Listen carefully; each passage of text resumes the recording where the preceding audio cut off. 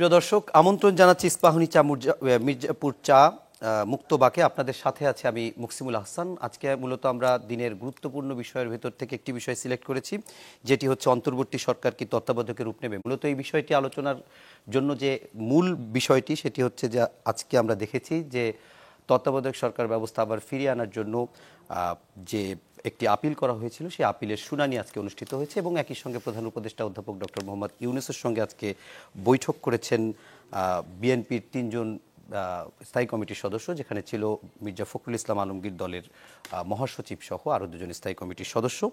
এবং এর বাইরে আমরা যদি বলতে পারি যে সেই মিটিংয়ে ১ ঘন্টা যে বৈঠক হয়েছে, সেখানে বিএনপি বেশ কিছু বিষয়ে কথা বলেছে। তত্ত্বাবধায়ক সরকার ব্যবস্থা ফিরে না আসলেও তার আদলে অন্তর্বর্তী সরকারের একটি তৈরি করার কথা বা ভূমিকা রাখার কথা তিনি বলেছেন।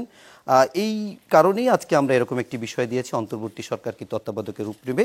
এ বিষয়ে আলোচনার জন্য আমরা স্টুডিওতে ৩ জন অতিথিকে আমন্ত্রণ জানিয়েছি।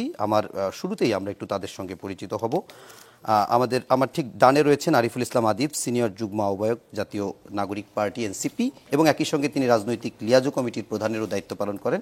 এবং তারপরে রয়েছেন অ্যাডভোকেট আবু হেনা রাজ্জাকি, তিনি রাজনৈতিক বিশ্লেষক, এবং কিছুক্ষণের মধ্যেই আমাদের মাঝে এসে উপস্থিত হবেন আজিজুল বারী হেলাল, তিনি বিএনপির কেন্দ্রীয় তথ্য সম্পাদক এবং ছাত্রদলের সাবেক কেন্দ্রীয় সভাপতি। আমাদের স্টুডিওতে ২ জন অতিথি, আপনাদের দুজনকেই স্বাগত জানাচ্ছি। আমি প্রথমেই একটা বিষয় একটু জানতে চাই, যে মূল আলোচনার বিষয় সেটিতে আমরা পরে যাব।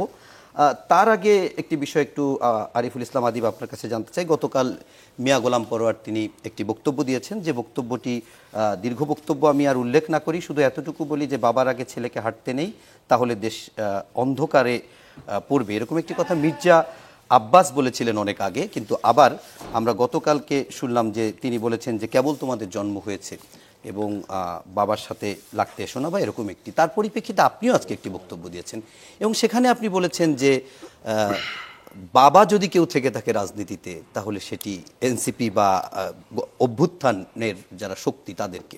এই বাবা ছেলের রাজনীতি আর কতদিন? না, প্রথমত আপনাকে ধন্যবাদ জানাচ্ছি, এবং আমার সাথে সিনিয়র রাজনীতিবিদরা আছেন, তাদেরকেও ধন্যবাদ জানাই। প্রথমত বিষয় হচ্ছে যে আমরা বাবা এনসিপি সেটা আমি দাবি করিনি। আমি বলছি যে রাজনৈতিক দলগুলো আন্দোলন সংগ্রাম করে, এবং আন্দোলন সংগ্রামের সবচেয়ে বড় যে অর্জন সেটি থাকে গণ অভ্যুত্থান। সে গণ অভ্যুত্থান হচ্ছে সকল দলের অভিভাবক, কিংবা বাপ যদি বলি আমরা, সেটা বাপ, গণ অভ্যুত্থান। এবং সেই অভ্যুত্থানের সময় আমরা দেখেছিলাম একটা নিরপেক্ষ ব্যানার কিংবা হচ্ছে শিক্ষার্থীদের ব্যানার, এবং সেটা সকল রাজনৈতিক দল সম্মিলিতভাবে অংশগ্রহণ করছে, এবং সেটা একটা সফলতা বা পরিণতির দিকে গিয়েছে। তার পূর্বেও রাজনৈতিক দলগুলো সম্মিলিতভাবে ফ্যাসিবাদ পতনের ডাক দিয়েছিল, একসাথে আন্দোলন করেছে, কিন্তু সেক্ষেত্রে তারা আক্ষেপও করেছিল যে ছাত্র তরুণরা রাজপথে নামেনি, সে কারণে সেটি গণ অভ্যুত্থানে রূপান্তর হয়নি। কিন্তু সেটি একটি অন্য একটি ব্যানারের মাধ্যমে সেটি গণ অভ্যুত্থানে রূপান্তর নিয়েছে। ফলশ্রুতিতে মিয়া গোলাম পরোয়ার ভাই তারা কিন্তু পরোক্ষভাবে ওই সময়ের যে নেতৃত্ব ছিল তাদের কমান্ডিং কিংবা তাদের যে ঘোষিত কর্মসূচিতেই তারা সংহতি জ্ঞাপন করছেন এবং আন্দোলন করছেন। অভ্যুত্থান যখন হয়ে গেল, তখন আপনি যার কমান্ডিংয়ে ওই সময়ের জন্য, অর্থাৎ আমি যদি সেটাকে বিপদ বলি, বিপদের সময় আপনি তার কমান্ডিংয়ে কাজ করছেন, বিপদ যখন কেটে গেল তখন এসে আপনি নিজে কমান্ডার দাবি করা, কিংবা তাদেরকে একটু ছেলে বলে মানে এক ধরনের অভিভাবকত্ব সুলভ দায়িত্ব নেওয়া, এটা আসলে ওনার যে পজিশন সেই জায়গার থেকে আমার কাছে মনে হয় যে বিষয়টা একটু অসদাচরণের মতন হয়। কারণ নাহিদ ইসলামের বক্তব্যের প্রেক্ষিতে তারা বলছে, জামাত ইসলাম বিবৃতি দিয়েছে যে এটা কিছুটা অসৌজন্যমূলক, কিন্তু তার এই বক্তব্য তো আরও একধাপ এগিয়ে গিয়েছে সেই জায়গার থেকে। ফলশ্রুতিতে আমরা যেটা বলেছি যে দেখেন, আমি এটা গতকালকেও বলেছি, সেটি হচ্ছে যে জামাত ইসলামের যে রাজনৈতিক পদ্ধতি কিংবা তাদের যে রাজনৈতিক দর্শন, সে দর্শনের জায়গার থেকে তার এখন যে পদ্ধতি, এটা সে ভাবতেছে তার বিগত রাজনৈতিক সময়ের সর্বোচ্চ পিকে সে পিরামিডের সর্বোচ্চ চূড়ায় সে অর্জন করতেছে। এবং একই পাশাপাশি কিন্তু আরও একটি খুবই অভিজ্ঞতা কিংবা বাস্তবতা সেটি হাজির হয়েছে। আপনি দেখবেন যে গত ২০ বছরে জামাত ইসলামের সবচেয়ে মেধাবী যে জনশক্তি, যারা শিবির থেকে বের হয়েছে, বিশেষ করে বিশ্ববিদ্যালয়গুলো থেকে, তারা কিন্তু জামাত ইসলামের রাজনীতির সাথে সংযুক্ত হচ্ছে না, এবং জামাত ইসলামের গুরুত্বপূর্ণ দায়িত্ব তারা নেই।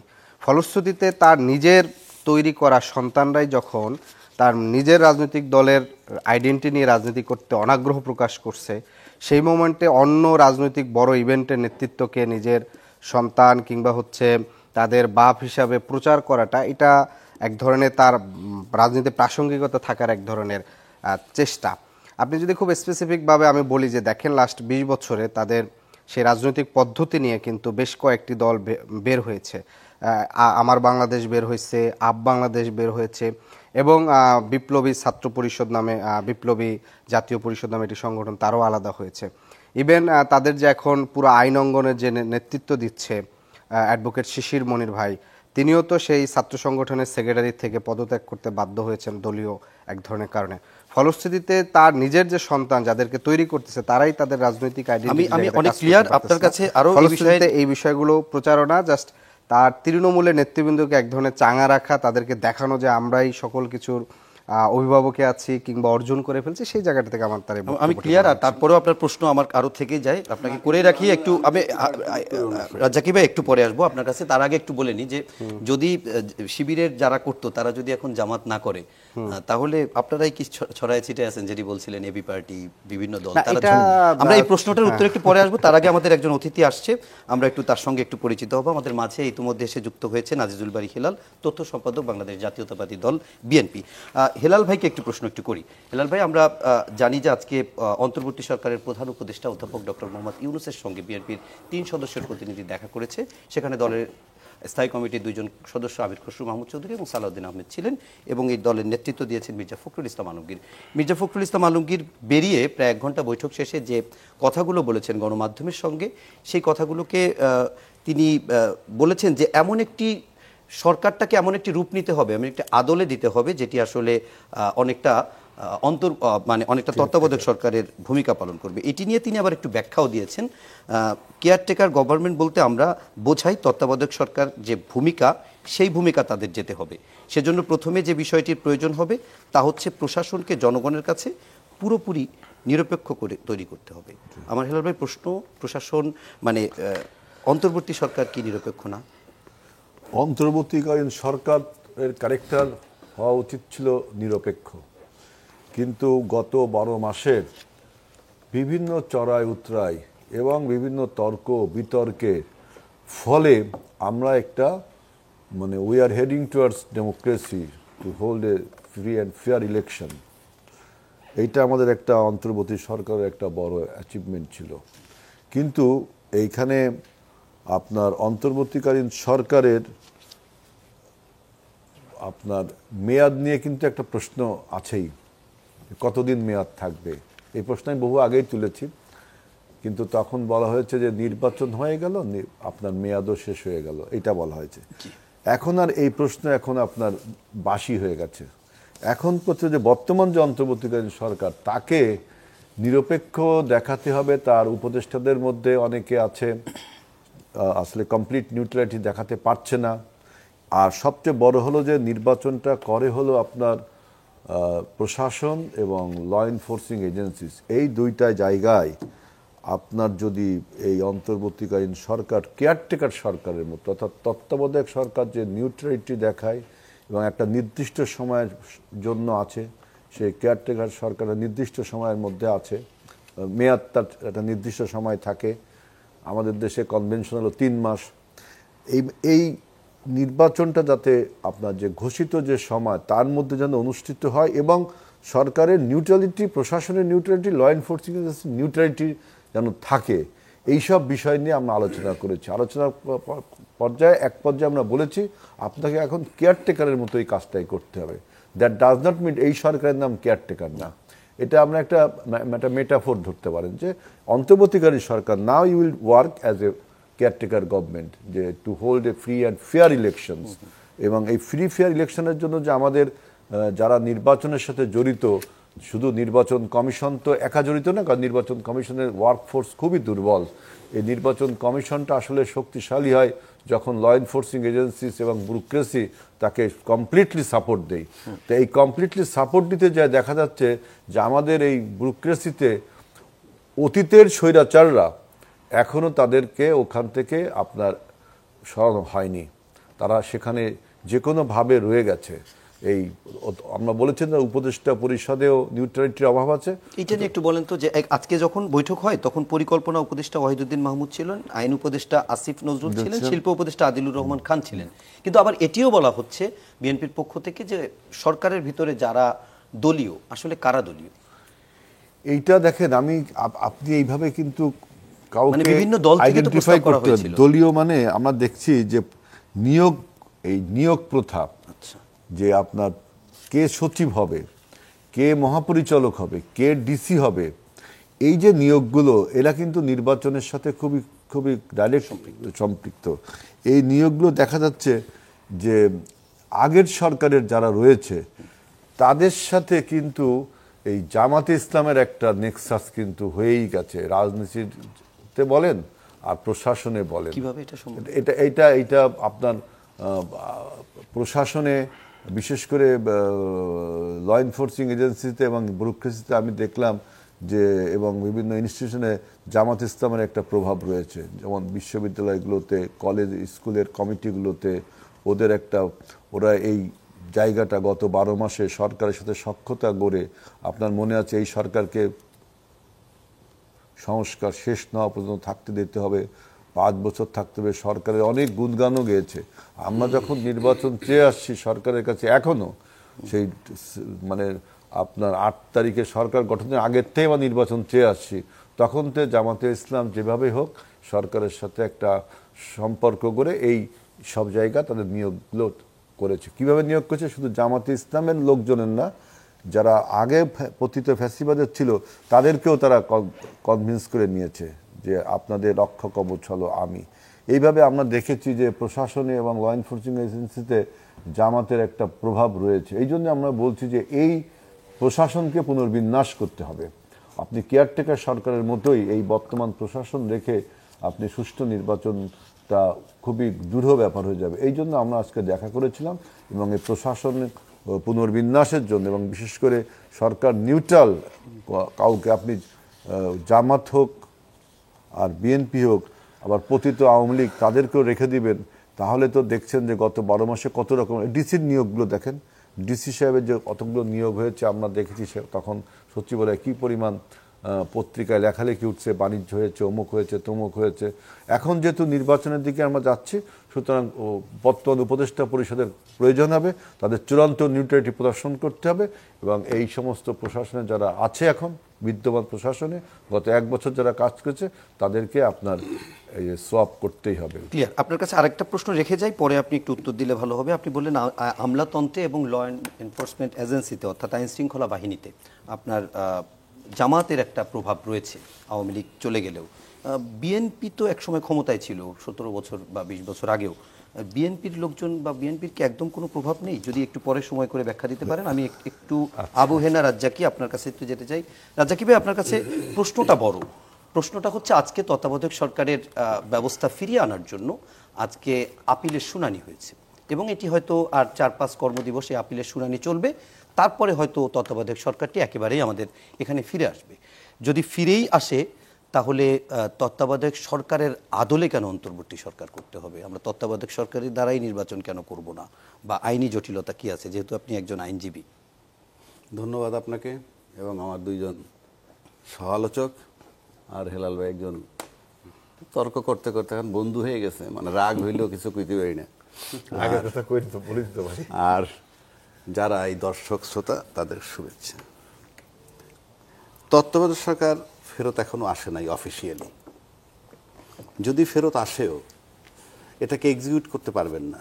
আমি জানি না সুপ্রিম কোর্ট কি ফাইন্ডিং দিবে। সুপ্রিম কোর্ট যদি চাপাইয়ে দেয় এরকম যে দিলাম তত্ত্বাবধায়ক সরকার ফেরত এবং এই সরকারি তত্ত্বাবধায়ক সরকার এর নির্বাচন দিয়ে যাবে, ভিন্ন কথা। কিন্তু আমাদের এক্সপেরিয়েন্স যে তত্ত্বাবধায়ক সরকার আগে যেটা ছিল, তার কাজটা হলো কি, আসবে, রুটিন কাজ করবে এবং একটা নির্বাচন দিয়ে চলে যাবে, এবং মোটামুটি তার পিরিয়ড 3 মাস। এই হলো তত্ত্বাবধায়ক সরকারের ফর্মুলা, নাকি? এটা তো দ্বিমত নাই।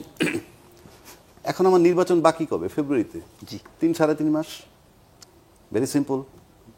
এই সরকারের নাম বদল করতে হবে কেন? সে তো কালকে তত্ত্বাবধায়ক সরকার তার নাম দিই আমি, তাও তো 3 মাস পর নির্বাচন ফেব্রুয়ারিতেই যায়। তা ফেব্রুয়ারিতে তো নির্বাচন আছে, পরিষ্কার। আর তত্ত্বাবধায়ক সরকার যদি আসে ফেরত, সংশোধনী ছাড়া ঢুকাইতে পারবেন, বাংলাদেশে কোনো আইন নেই, কেউ যদি ঢুকাইতে পারেন তাকে চ্যালেঞ্জ করে দিলাম। 18তম সংশোধনীর মাধ্যমে ঢুকাইতে হবে। যেমন 13তম সংশোধনী বাদ করছিল না খালেদা জিয়ারটা, জি। তারপরে কোর্ট রায় দিছে না, যে 13তম সংশোধনী বাতিল করলাম, তাতে কি কাজ হয়েছিল নাকি পঞ্চদশ সংশোধনীর প্রয়োজন হয়েছিল? এক একটা সংশোধনী এক একটা সংবিধান। সুতরাং কালকে তত্ত্বাবধায়ক সরকার ফেরত আসলেও কোনো লাভ নাই। তত্ত্বাবধায়ক সরকার চাই নিতে আমরা। না না, না আপনার না, না, উনি আমি বলছি একটু কোর্টের argument মাধ্যমে। করছেন। আপনি চান না। যদি কোর্টের মাধ্যমে ফেরত আসে তাতেও তাও লাভ পারবে নেই। না, কারণ হচ্ছে সংসদ পার্লামেন্টে লাগবে। গিয়ে নো ওয়ে আরো বলে দিচ্ছি, পার্লামেন্ট কি কয়, কোর্ট আইন বানাইতে পারে না, কোর্ট সংবিধান লিখতে পারে না, কোর্ট সংবিধানের সাথে সাংঘর্ষিক কোনো আইন হইলে সেই অংশ বাদ দিতে পারে, কোর্ট আইনের ব্যাখ্যা দিতে পারে, পরিষ্কার। কোর্ট কোনো সংবিধান লিখতে পারে না। এইবার আসেন কেন তাহলে ওনাকে, আর এটা কি তামাশা নাকি? আপনি অন্তর্বর্তীকালীন সরকারের নাম দিবেন তত্ত্বাবধায়ক সরকার কিভাবে, কিংবা তত্ত্বাবধায়ক আদলে চলবে, এটা মানে বুঝেন? মানেটা সিম্পল। সরকার, আউটগোয়িং সরকার এবং ইনকামিং সরকার যিনি আসবেন, আউটগোয়িং কে পতিত সরকার, ইন্টেরিয়াম গভর্নমেন্ট, আউটগোয়িং চলে গেছেন যিনি, উনি তো পতিত সরকার। আচ্ছা। ইনকামিং যিনি নির্বাচনের মধ্যে আসবেন, এর মাঝখানের যে সময়টা, দ্যাট ইজ অন্তর্বর্তীকালীন সরকার। এবং অন্তর্বর্তীকালীন সরকার পূর্ণাঙ্গ সরকার, মানে পূর্ণ ক্ষমতার অধিকারী, সে 2 দিনের সরকার হোক, 2 বছরের হোক, আর 5 বছরের হোক, কমপ্লিট সরকার। অর্থাৎ চুক্তি করবেন, চুক্তি বাতিল করবেন। আপনি লক্ষ্য করছেন সম্প্রতি একটা চুক্তি বাতিল হয়েছে, ঠিক আছে, তারপরে কিন্তু এই বক্তব্যটা আসছে এখানে। এটার ওই রূপ দেওয়ার মানে ইনডাইরেক্ট বলা, তার ক্ষমতা খর্ব করা। আচ্ছা, অর্থাৎ আপনি ভদ্র ভাষায় যেটাকে বলে, আর এগুলো করেন না। আপনি নির্বাচনের দিকে থাকেন, আপনি এইটা করেন, আপনি ওই সমস্ত কাজে যায়েন না। তা না হইলে ভালো কথা বলছো। আমি এই নাম পাল্টাইয়ে দিলে প্রশাসন ঠিক হয়ে যাবে। কারণটা কি? নাম পাল্টাই দিলাম, আমার নাম জব্বার, কালকে সকাল আমি ওইদিকে নাম বানালাম কুদ্দুস, তাহলে কি হবে? আমার কথা আগে শুনে নেই, এখন শুনবে? ভাই আপনার নাম কুদ্দুস, শুনবে? শুনলে জব্বার থাকতেও শুনবে, কুদ্দুস থাকতে কিছুই না। এই সরকারের 3.5 মাস টাইম আছে, তো অনেক কিছু। পূর্ণাঙ্গ সরকার, আমি আবারও বলছি, জাস্ট কমপ্লিট সরকার। এটা মেয়াদ যে কয়দিনই হোক, এবং কমপ্লিট কাজ করবে। এই ক্ষমতা খর্ব করার কৌশল হিসেবে এটা নিছে। তার মানে রুটিন ওয়ার্ক শুধু করবে 3 মাস, এইটা বলতে চাচ্ছে তারা। এটা বলতে চাচ্ছে, তার মানে আপনি চুক্তি করতেও যান না, চুক্তি বাতিল করতে যান না, কোথাও অন্য কোথাও নাক গলায়েন না। ভেরি সিম্পল, পত্রিকা পড়ে মিলাইতে পারবেন। 1 নম্বর। 2 নম্বর বলছে দলীয় লোক আছে এটার ভিতরে। জি। এটা ইন্ডিকেট করছে কাদের, সেটা আমরা বুঝি, কিন্তু প্রশ্ন হচ্ছে আপনি যে ইন্ডিকেট করছেন এনসিপির ছাত্র দুইটাকে, এনসিপি না সরি, মাহফুজ আর আসিফ মাহমুদ, আপনি সম্ভবত তাদের নাম বলতে চাচ্ছেন। জানেন এরা আগে উপদেষ্টা হয়েছে, দল পরে হয়েছে। জি। ইন নো ওয়ে তারা কোনো দলের লোক না। এখন দলের লোক যদি বলেন কি দিয়ে, অ্যাক্টিভিটিস দিয়ে যদি বলেন, আমি আসিফ নজরুল দেখছি বহু জনসভায় গেছে এবং বিএনপির বহু বক্তৃতায় গিয়া বিএনপির পক্ষে কথা বলছে, অপরাধ নয়। তাহলে আপনি কি তাকে দলীয় ধরবেন? তাকে বাদ দিতে বলছেন? আর যদি অন্য কাউকে বলা হয়, তাহলে পরে তারা তো দল হয়েছে পরে। আবার এই উপদেষ্টার থেকে একজন গিয়ে কালকে নাহিদ গিয়া আহ্বায়ক হয়েছে। মানুষের মনে করবে আমি এনসিপি করি। No, I challenge. আমি আর্গুমেন্ট করতেছি, এভরিথিং মাস্ট বি লজিক্যাল। তো এখন প্রশ্ন হচ্ছে, দল হইল পরে, উপদেষ্টা হইলাম আমি আগে। আপনি কি কইরা বলবেন? এখন কথা বললে, দেখা হইলে, আমার বন্ধু আমার সাথে আন্দোলন করছে, আমি উপদেষ্টা, তার সাথে আমার কথা হবে না? আর হইলেই যদি হয়, তাহলে তো সে নিরপেক্ষ না, তাহলে আমার তত্ত্বাবধায়ক লাগবে না। কালকে সকালে আপনি চলে যান ইনুস সাহেব, আমরা নির্বাচন করে নিই। অনেক ধন্যবাদ। আমরা একটা বিরতি নিয়ে আসি। দর্শক, ইস্পাহানি মির্জাপুর চা মুক্তবাকে পর্যায়ে নিচ্ছি ছোট্ট একটি বিরতি, সঙ্গেই থাকুন, ফিরছি একটু পরেই। রয়েছেন আরিফুর রহমান আদিব, রয়েছেন আবু হেনা রাজ্জাকি এবং আজিজুল বারী হেলাল। আমি একটু আরিফুর রহমান আদিব, আপনার কাছে একটি প্রশ্ন করে রেখেছিলাম। আরিফ, সেই প্রশ্নটি আরেকবার একটু সঙ্গে আরেকটা জিনিস যোগ করি, সেই সঙ্গে যে আজকে সামান্তা শারমিন একটি কথা বলেছে যে আওয়ামী লীগ আর জামাত মুদ্রার এপিটোপিট। কয়দিন আগে আপনারা বলতেন বিএনপি আর আওয়ামী লীগ মুদ্রার এপিটোপিট।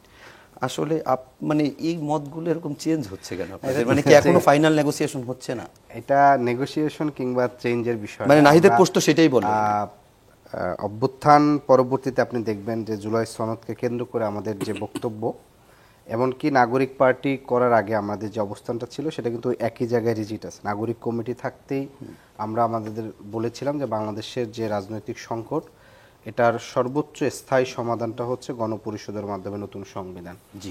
এরপরও জুলাই সনদ যখন কার্যক্রম শুরু হয়েছে ঐক্যমত কমিশনে, সেখানে আমরা বলেছি এই সনদের মৌলিক সংস্কারের ভিত্তিতে জুলাই সনদকে সংস্কার হতে হবে। এবং সেখানে আমরা দেখলাম সর্বশেষ পর্যন্ত মৌলিক সংস্কারের যেই জায়গাটায় ক্ষমতার ভারসাম্য, ক্ষমতা বিকেন্দ্রীকরণ, জবাবদিহিতার প্রশ্ন এবং অনেকগুলো আছে। এখন এখানে অনেকে বলতে পারে যে আসলে কি সংবিধান ঠিক হয়ে গেলে বাংলাদেশ রাষ্ট্র ঠিক হয়ে যাবে কিনা, কিন্তু সংবিধান ঠিক হয়ে গেলেই বাংলাদেশের এইটা যে ঠিক হয়ে যাবে সেটা অন্যতম একটা প্রথম ধাপ। বাকিটা তো রাজনৈতিক সংস্কৃতি পরিবর্তন করতে হবে, আপনার এখানের রাজনৈতিক অর্থনীতি কি হবে সেগুলো সকল দলগুলো সম্মিলিত চেষ্টায়।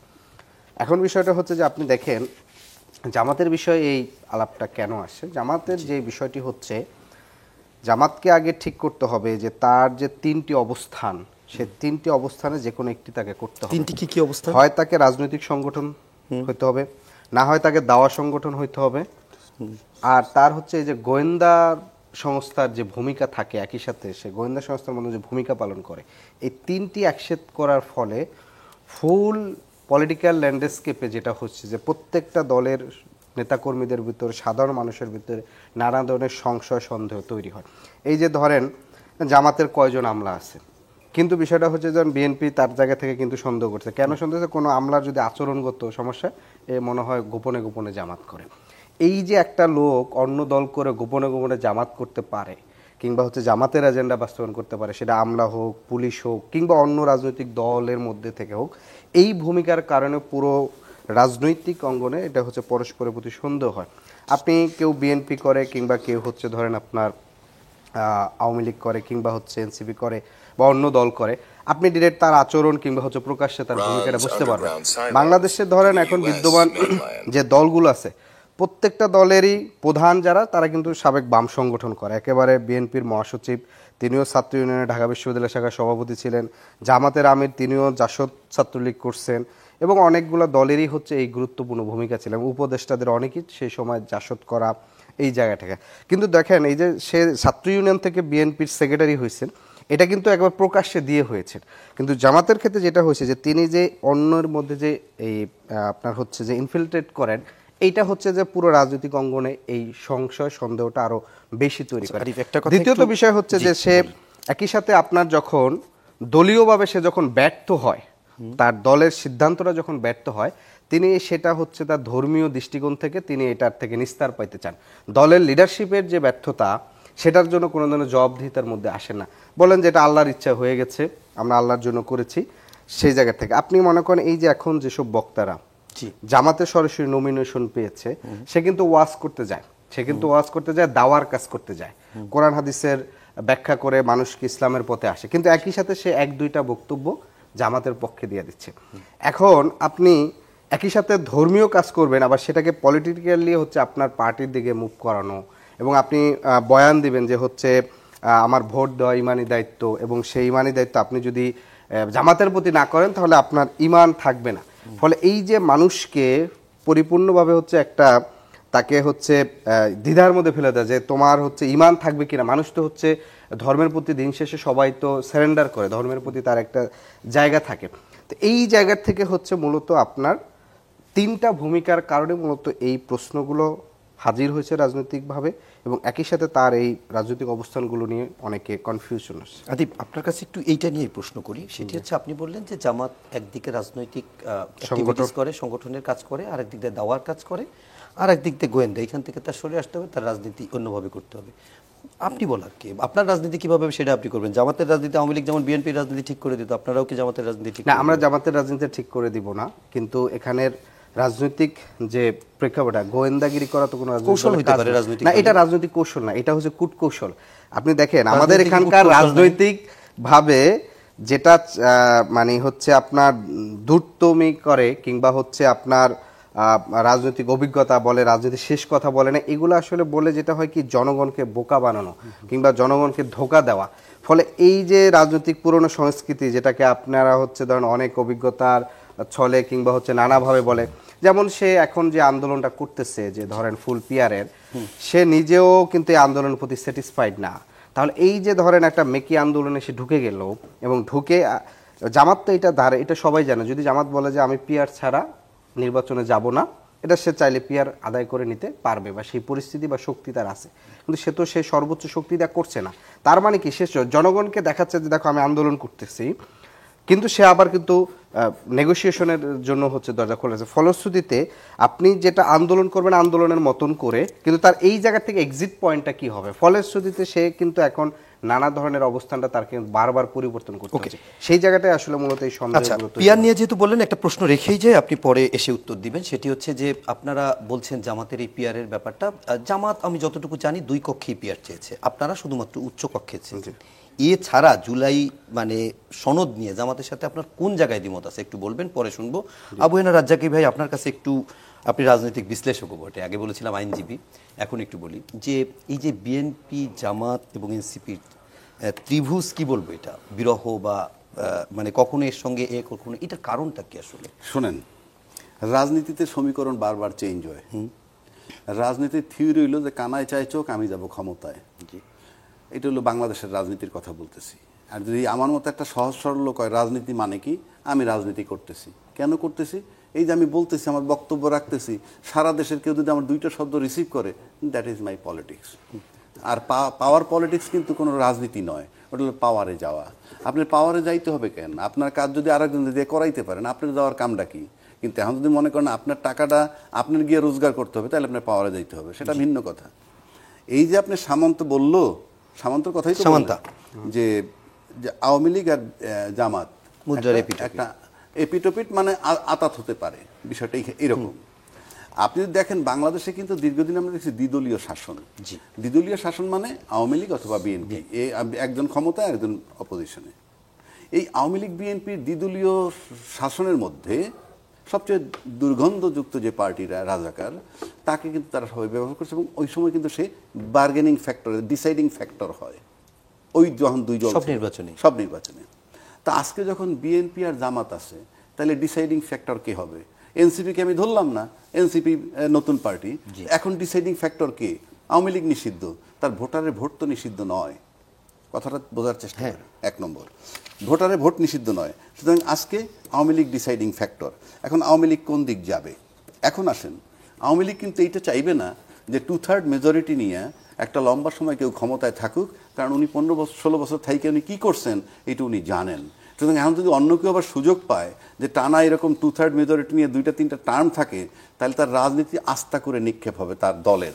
সুতরাং সে কিন্তু চাইবে না, আমার বক্তব্য বলছি, সে কিন্তু চাইবে না কেউ 2/3 মেজরিটি নিয়ে লম্বা সময় থাকুক, আর সেক্ষেত্রে তার ভোট অন্যদিকে গেলে যেতেও পারে। এখন সামান্তা এই চিন্তা করে বলছে কিনা তা আমি জানি না, কিন্তু আমি মনে করি, কারণ ডিসাইডিং ফ্যাক্টর কি? ডিসাইডিং ফ্যাক্টর আওয়ামী লীগের ভোট, এইটুকুই। এখন আসেন, এনসিপির রাজনীতিতে কোনো অবস্থান থাকুক, এইটা যে চায় না সে কে? আওয়ামী লীগ। কেন আমি বলি, আমরা কিন্তু সবাই জুলাই আন্দোলনের দাবিদার, আমি, আপনি, সে, আমরা সবাই কিন্তু আমরা বলি আমরা জুলাইয়ের আন্দোলন, অফকোর্স। বাট আওয়ামী লীগ যে পতিত সরকার, তার কাছে কিন্তু আমরা সবাই আসামি। মানে বিএনপি বলেন, এনসিপি বলেন, অমুক বলেন, রাম শাম যদুমধু, সব কিন্তু তার কাছে আসামি। এখন একমাত্র কিন্তু আওয়ামী লীগই একমাত্র লোক বলতে পারে পারফেক্টলি যে তার ক্ষতি সবচেয়ে বেশি কে করছে, ক্ষমতা থেকে হারানোর জন্য সবচেয়ে বেশি ভূমিকা কাদের ছিল, এই কথাটা, জুলাই যোদ্ধা কারা, এটা বলার একমাত্র অধিকারী তাদের, কারণ তারা জানে কোন অ্যাকশনে কি হয়েছে। আমি যতই দাবি করি না কেন, কোনো লাভ হবে না, একমাত্র আওয়ামী লীগ জানে। এবং আওয়ামী লীগের যে এনসিপি, মানে তখনকার ছাত্র আজকের এনসিপি শত্রু, এতে কোনো ডাউট নাই।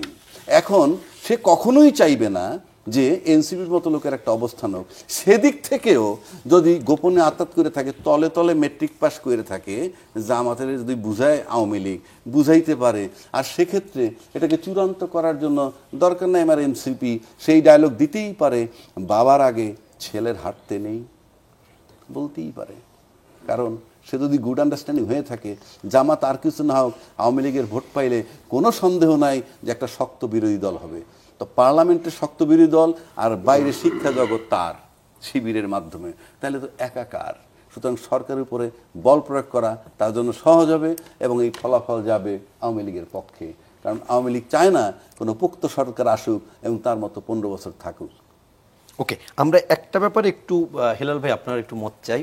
সেটা হচ্ছে যে একটা সময় মনে হচ্ছিল যে এনসিপির সঙ্গে বিএনপির, এখন জামাতের সঙ্গে যেরকম এরকমই অনেকটা মনে হচ্ছিল, এবং এনসিপির পক্ষ থেকে বিএনপিকে বেশ সমালোচনা খুব কড়াভাবে করা হচ্ছিল। তো এখন সেটা দেখা যাচ্ছে যে এনসিপি এবং জামাতের মধ্যে যে এক ধরনের রাজনৈতিক উত্তাপ, তা সেটাই কি বিএনপি কিছুটা উপভোগ করছে?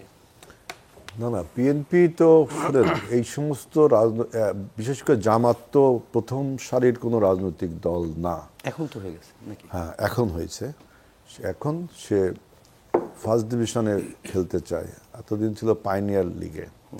কারণ আওয়ামী লীগের যে পরাজয় বা আওয়ামী লীগের যে অভিশপ্ত রাজনীতি, এই যে রাজ্জাকি ভাই বলল যে আমাদের এনসিপির ভাইয়েরাই তাদের মূল শত্রু, তাদের মূল শত্রু তারাই। ফ্রাঙ্কেনস্টাইনের দানবের মতো কিন্তু আওয়ামী লীগ শেষ হয়েছে, তাই না? টোটাল জনগণ এই ফ্রাঙ্কেনস্টাইনের দানবকে, তারাই ফ্রাঙ্কেনস্টাইন তৈরি করেছে, তারা শেষ হয়েছে। অর্থাৎ তাদের শত্রু শুধু এনসিপি না, টোটাল জনগণ। এইটা বললে মনে হয় রাজ্জাকি ভাই আরো ভালো হতো জিনিসটা। এখন বক্তব্য হলো, ঠিক আছে হেলাল ভাই, ওইটা ঠিক আছে। এখন বক্তব্য হলো যে এই জামাত ইসলাম এখন দ্বিতীয় প্রথম শ্রেণীতে উঠে এসে দেখবেন তারা বিভিন্ন রকম রাজনৈতিক বয়ান তৈরি করছে। আমি কিছুক্ষণ আগে একটা টেলিভিশনে বলে আসছি যে আমাদের দেশে রাজনীতি হোসেন মোহাম্মদ এরশাদ সকালে এক কথা বলতো, বিকালে আর এক কথা বলতো, এবং শেষ পর্যন্ত যায় তিনি কি সিদ্ধান্ত নেবেন স্বয়ং আল্লাহ ছাড়া কেউ জানতেন না। তা জামাত ইসলামের রাজনীতিটা দেখেন যে পিআর ছাড়া সনদে সই করব না, পিআর ছাড়া নির্বাচন, সেই সনদে সই করলেন। 86-এ বলছিল না যে যারা নির্বাচনে যাবে তারা জাতীয় বেঈমান। শেখ হাসিনার সাথে নির্বাচনে গেলেন না জামাত। অতএব এই যে দ্বিতীয় সারির একটা রাজনৈতিক দল প্রথম সারিতে উঠে এসে এরকম অনেক রাজনৈতিক তর্ক বিতর্ক তুলবে। বিএনপির সামনে মূল লক্ষ্য হলো দেশে একটা গণতান্ত্রিক সরকার প্রতিষ্ঠা করা এবং দেশকে আপনার সামনের দিকে এগিয়ে নিয়ে যাওয়া। বিএনপি ফেল করা মানেই কিন্তু বাংলাদেশ ফেল করা, এটা কিন্তু আপনাকে বুঝতে হবে। যে বর্তমান যে রাজনৈতিক দলগুলো আছে, আমরা ধরে নিতে পারি যে হয়তো যদি একটা সুষ্ঠু নির্বাচন হয়, হয়তো বিএনপি কারোর সাথে জোট করে হোক বা একত্রে হোক, এককভাবে হোক, ক্ষমতার আপনার সরকারে আসবে।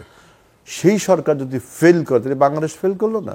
এই জন্য বিএনপির হাতেই বাংলাদেশের সার্বভৌমত্ব এবং আপনার গণতন্ত্রের রক্ষা কবচ। বিএনপিকে আমরা এই দিকে যাচ্ছি।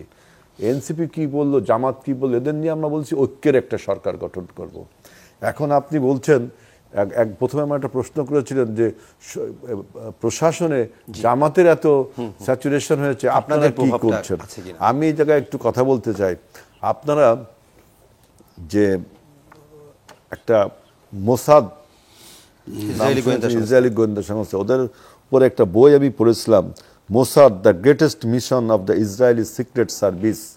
এই বইয়ের যদি কেউ পড়ে থাকেন, সে বইয়ের চ্যাপ্টার 1-এ কিং অফ শ্যাডোস একটা অধ্যায় আছে। সেখানে লিখছে যে একজন প্যালেস্টাইনি গেরিলা, তিনি একটা টর্পেডো বোট মানে স্পিড বোট নিয়ে গাজা উপত্যকায়, ভূমধ্য সাগরের গাজা ওই একটা উপত্যকায় ছেলেমেয়েরা খেলছে, সেখানে যায় বলছে যে আমাকে ইসরায়েলি পুলিশ বা ইসরায়েলি মিলিটারি আমাকে ধাওয়া করছে।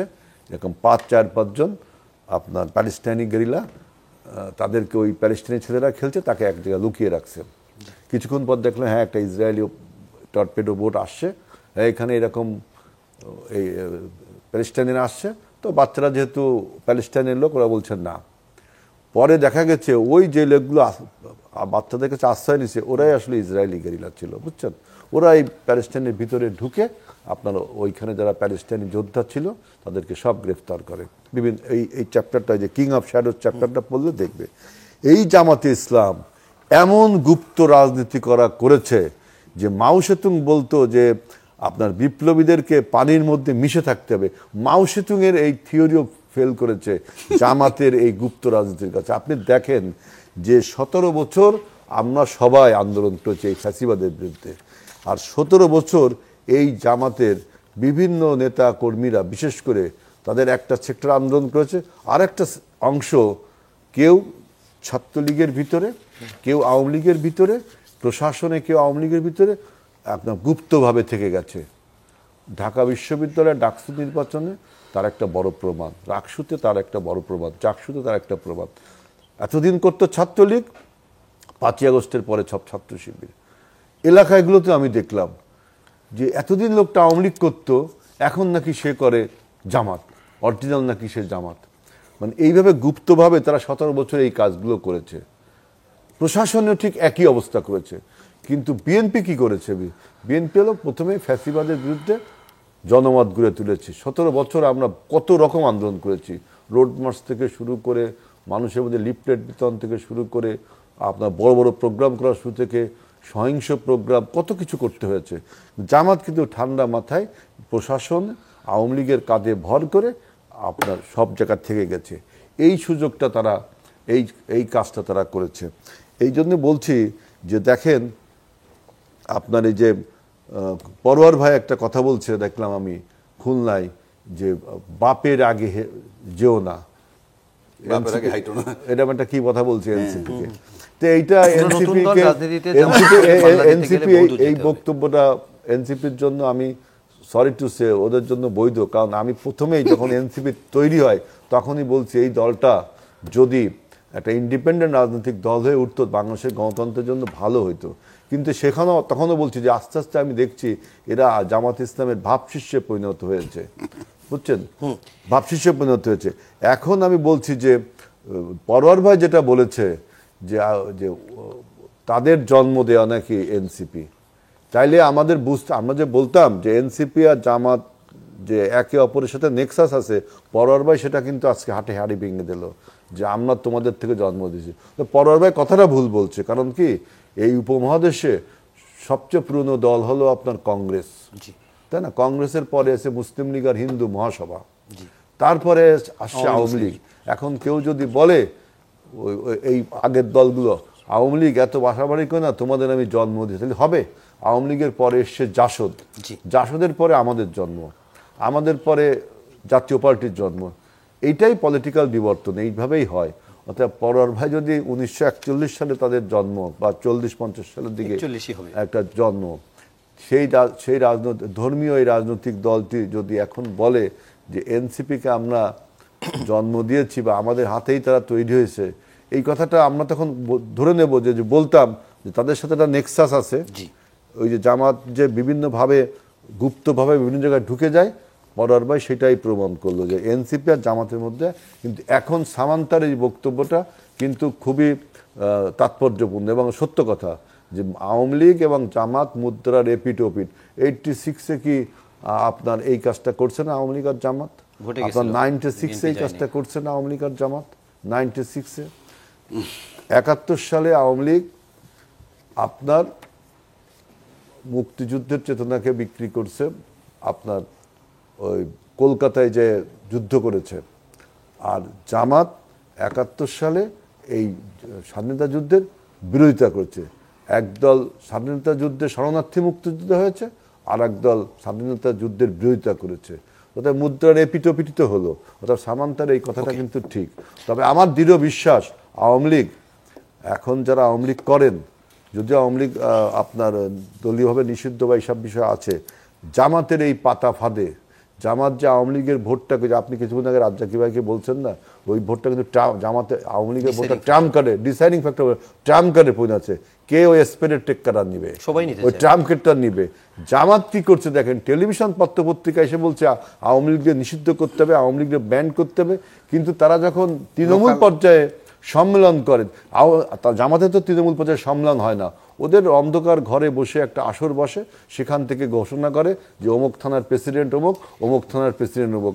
আমরা যেমন আপনার দ্বিবার্ষিক ত্রিবার্ষিক সম্মেলন করি, ওরা কিন্তু এটা করে না। ওরা করছে কি, এবার কর্মী সংগ্রহ অভিযান নামে একটা আপনার ফর্ম ধরাই দিচ্ছে।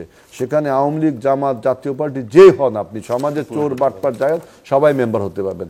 এই সুযোগটা নিচ্ছে যে যারা এতদিন আওয়ামী লীগের অনেক মানে ডেসপারেট কর্মী ছিল, তারা এলাকা থেকে দূরে ছিল, এখন জামাতের এই মেম্বারশিপ ফর্মে ফিল করে তারা এখন কিন্তু আবার জামাতের লোক হয়ে ছদ্মবেশে গেছে। বিএনপিও করে অতএব- কিনা? হ্যাঁ, জামাত কি ছদ্মবেশে বিএনপিও করে কিনা?